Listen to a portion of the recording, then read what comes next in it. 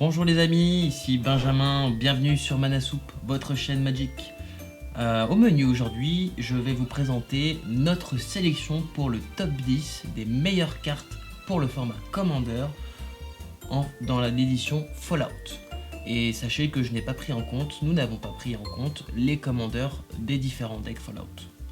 Donc, sans plus tarder, on est parti sur la liste. En numéro 10, nous avons Idolâtré.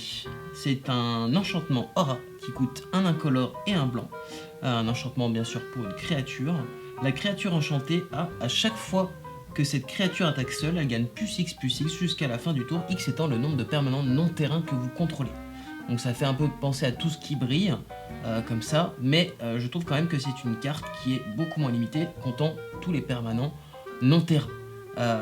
Cette carte, elle fait partie de notre top 10 tout simplement parce que je pense vraiment, notamment en version duel, qu'elle va avoir un réel impact sur le jeu. Je sais pas, par exemple, quelqu'un qui vous sortirait un retour au pays, et bah... Enfin non, vous sortez un retour au pays sur une créature défenseur, s'il n'y a pas de bloqueur, ça peut être un kill quoi. Sur 20 points de vie, ça peut être intéressant. Pour moi, ça place dans les decks qui vont tourner un petit peu des enchantements, des auras, etc. Par exemple, en mention spéciale, Jetmir, ou alors encore Riss l'Affranchi, des decks qui vont tourner plutôt autour des tokens. Donc on va essayer de pulluler en matière de tokens, et cette carte va vraiment devenir très rentable dans ce genre de deck. Au niveau des combos possibles avec cette carte, je peux vous proposer tout simplement de donner un bon vieil imbloquable, par exemple avec une cape de Frémissois, un passage des Malandrins ou encore un costume de Silvershroud. Je conseille aussi peut-être de jouer cette carte en priorité sur votre commander, si on parle en tout cas en format duel, tout simplement pour les dégâts de commander. Quoique, pourquoi pas en multi aussi. Nous allons donc, c'est une carte que vous pourrez trouver pour le prix de 2 €. Nous allons donc passer au numéro 9, et je cite Codsworth Andy Helper, Codsworth assistant multitâche. Donc là, nous avons une créature légendaire artefact qui va pouvoir donner le ward à nos commandeurs. Ward 2, c'est pas rien quand même. Il a la possibilité de s'engager pour faire du mana, donc pour des équipements ou aura pour jouer ses sorts. Donc ça va être bien évidemment le focus du deck, un deck enchantement aura. Pourquoi pas cette carte en tant que commandeur, je la trouve vraiment, elle a beaucoup d'effets différents, elle a beaucoup de texte, beaucoup de choses pour elle. Et je finis donc sur sa dernière capacité. Vous pouvez aussi l'engager pour équiper directement une aura ou un équipement à une créature que vous contrôlez. Donc ça fait un peu penser à d'autres cartes déjà existantes, notamment je pense à l'enchantement blanc qui permet de donner le flash et équipe 0 à nos équipements. Ça peut tout à fait aller dans le même deck. Cette carte vraiment pour moi, elle est vraiment axée certes sur un certain type de deck, enchantement aura, mais par contre je trouve vraiment que ça apporte beaucoup à l'archétype, et je pense vraiment qu'elle sera beaucoup jouée. Pour ce qui est des decks où vous pourrez la trouver, je pense tout simplement à SRAM par exemple, ou encore à Eriette de la pomme enchantée. Au niveau des combos, je trouvais que ça faisait un petit combo sympa, pas foufou non plus, mais sympa, avec la vision triclopéenne. Donc cette carte vous pourrez trouver aussi pour un prix assez bas, 2 € en moyenne. En numéro 8, je vous présente la Nuka-Cola Vending Machine, le distributeur de Nuka-Cola. C'est une carte en effet qui va être très populaire dans les decks nourriture, donc je pense par exemple à Frodon et Sam, mention spéciale pour moi c'est vraiment le deck où la carte brillera le plus, mais pourquoi pas aussi en couleur Golgari noir-vert, Guillaume le maître-queue. Voilà, donc cette carte est plutôt pareillement limitée au niveau de sa jouabilité dans les différents archétypes de deck existants, mais pareillement, je trouve que cette carte est très forte dans certains archétypes. Notamment au niveau des combos possibles, je vais vous parler du fabricateur de l'académie. On pourra avoir des trucs assez marrants. Et par contre, cette carte, vous la trouverez quand même pour le prix en moyenne de 13 €. Voilà, c'est pas budget friendly pour tout le monde, mais si vous attendez un peu, je pense que cette carte à terme va baisser un petit peu. En numéro 7, je vous présente l'avantage mutationnel. Donc là, ça va être un éphémère qui permettra de donner à vos permanents qui ont des compteurs sur eux de gagner la défense talismanique et l'indestructible jusqu'à la fin du tour. Ça fait vraiment penser à l'intervention héroïque, à la petite nuance que ça permet aussi de prévenir tous les dégâts qui devraient être infligés à ces permanents. Et surtout, ça vous fait proliférer. Bonjour Atraxa, tu as une nouvelle carte dans tes 99 cartes.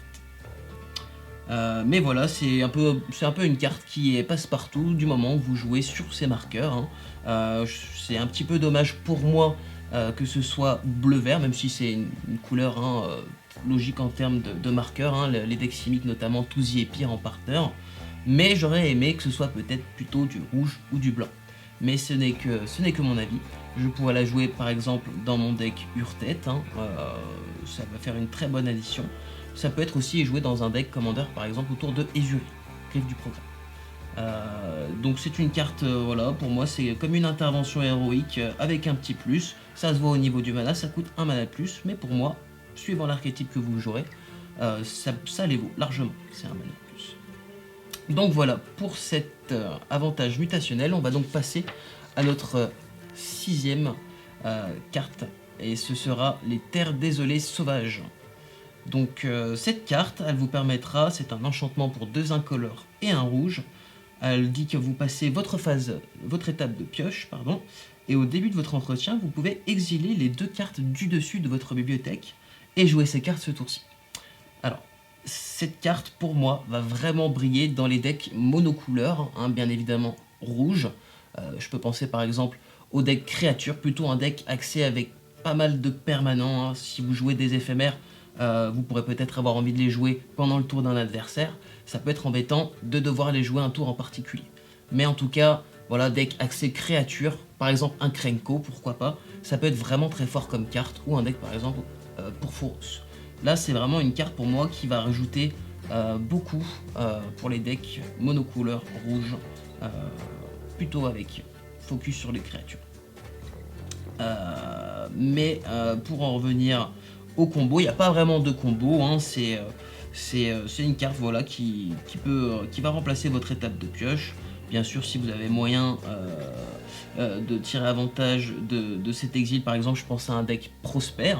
Ça peut être une carte qui peut être parfaite pour Prosper, hein, vu que ça va faire partir en exil. Vous avez le bonus de faire des trésors dès que vous jouez une carte depuis l'exil avec Prosper.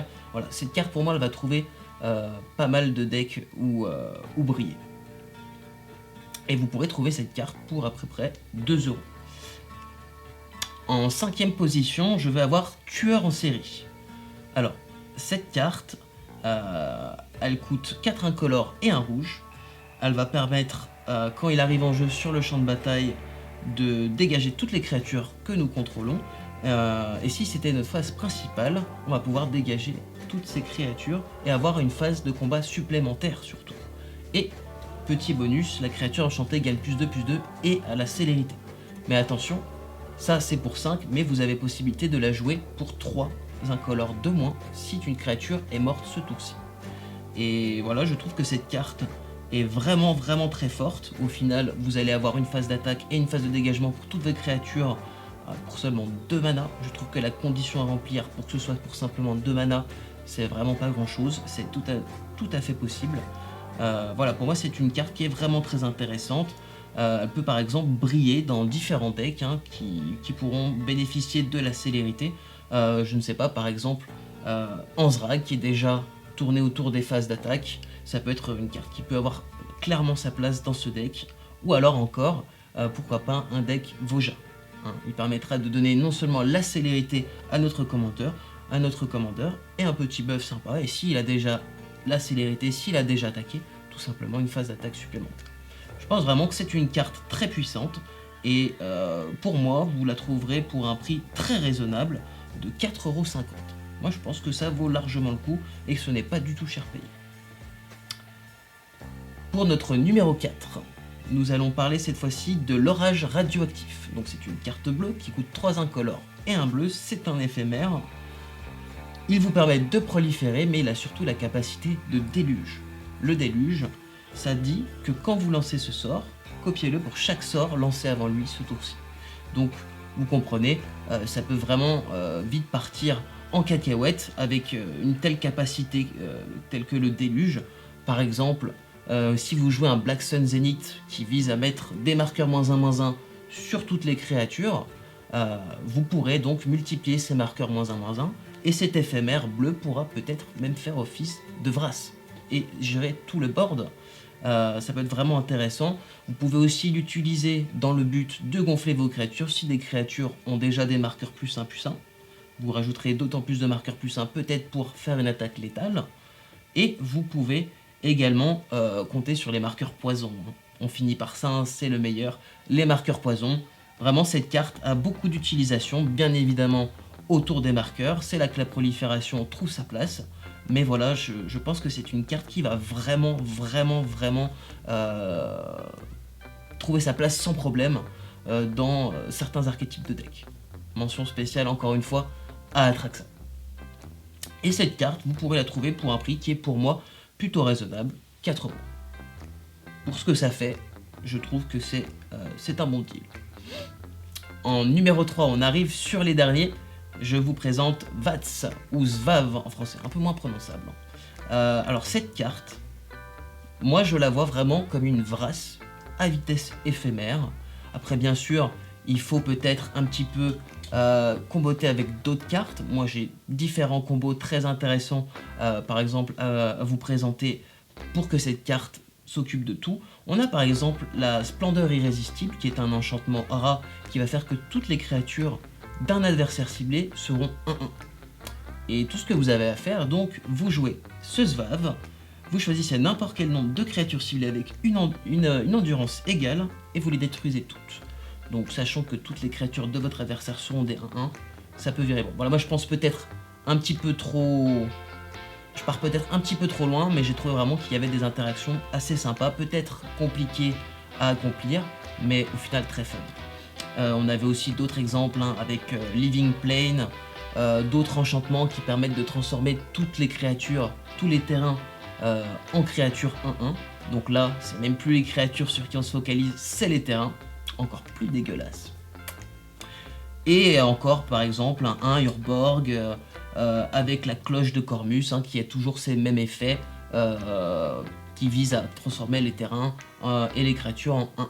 Voilà, donc c'est des interactions plutôt sympas qui peuvent vous permettre de gérer tout un tas de créatures à vitesse éphémère et surtout sans réponse possible. Ça, la fraction de seconde, c'est une capacité vraiment très forte à ne pas sous-estimer. Ce sera obligé de se résoudre avant que quelqu'un puisse faire quoi que ce soit. Au revoir le board. Et cette carte, vous la trouverez pour un prix plutôt bas de 3 €. Franchement, sur ce top 10, je suis vraiment impressionné. Pour l'instant, on a des cartes très abordables en prix et ça fait plaisir. On va arriver donc à notre top 2. Ce sera le costume de Silver Shroud. Alors cette carte, pourquoi pour nous elle a sa place en tant que seconde place? Tout simplement parce qu'elle passe partout. C'est un artefact hein, qui a la capacité de donner, vous pouvez le jouer en flash et vous pouvez donner le linceuil, hein, c'est-à-dire que la créature de votre choix ne pourra pas être ciblée par vos adversaires ou par qui que ce soit. Donc c'est une très bonne réponse. 2 incolores, c'est jouable pour n'importe quel deck. Le flash, c'est parfait. Vous pouvez surprendre vos adversaires avec cette carte. Et en plus, vous pouvez attacher l'équipement gratuitement dès son arrivée en jeu. C'est un peu comme la côte de Mithril, et comme vous l'avez pu le voir, si vous avez joué cette carte, c'est quand même super fort comme effet. Et une autre capacité que va donner ce costume de Silver Shroud, l'imbloquable. Donc, suivant l'archétype de deck, ça peut vraiment faire du dégât, oui, à proprement dit. Notamment, je peux donner par exemple un deck Jichat, hein, par exemple, où on pourra attaquer sans impunité et pouvoir mettre tous les dégâts possibles et révéler, etc. Vous connaissez peut-être Jichat, hein. C'est un exemple parmi tant d'autres. Pour moi, cette carte, elle va partout. Je l'ai glissée dans mon deck Morrowind. J'hésite à la glisser dans d'autres decks que j'ai. C'est juste que je n'en ai pas encore acheté assez. Mais croyez-moi, ça va venir. dans tous les cas, cette carte vous sera vraiment utile et elle a des effets quand même assez intéressants et elle est vraiment passe-partout. Pour moi, c'est une carte qui est vraiment très forte. Il faut encore que je la joue plus souvent, mais pour l'instant, j'ai l'impression qu'elle est vraiment utile.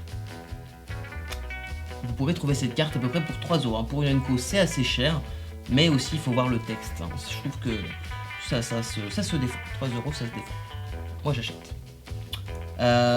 Pour conclure ce top 10, nous allons vous proposer notre choix pour le top 1. Ça va être nul autre que Pip-Boy 3000.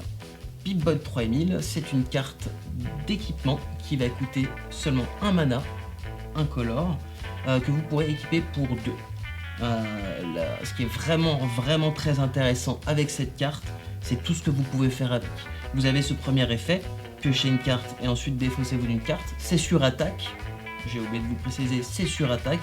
Donc que ça connecte ou pas, vous allez pouvoir déclencher l'effet de cet équipement. Donc vous avez un effet de loot qui peut être assez intéressant pour certains decks, je pense notamment au deck réanimator. Hein. Ça peut être intéressant de se débarrasser de quelque chose et le mettre dans le cimetière. Toujours intéressant bien évidemment de piocher. Il y a aussi la possibilité de gonfler la créature équipée sur attaque d'un marqueur +1/+1.